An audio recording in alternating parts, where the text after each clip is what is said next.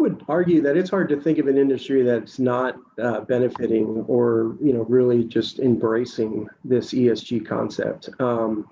I think auto comes to mind. Those are the headlines, right? Tesla, figured this out years ago, and everybody's chasing Tesla. The race towards electric vehicles, depending on where you are. I think in the U.S. they say by 2030, half the new engines will be electric, with the remainder being combustible engine.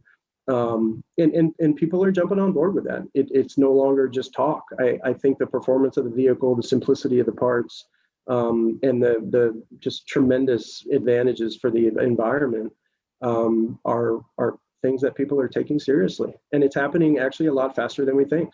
Electric vehicles were interesting a couple years ago, and now it's all everybody's talking about. And the race towards it is fascinating. You're seeing Toyota, Honda, Ford, all the big companies announcing new electric vehicle models. The semi-truck industry is really pushing that way. So I think if you think about auto, transportation, logistics, that's kind of the first thing that comes to mind.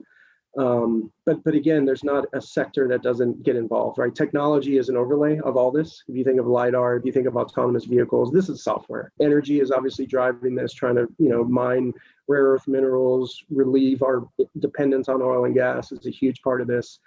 The health industry in terms of just the impact on people and individuals and society value and medicine and so forth. I mean, everything is pointing in this direction.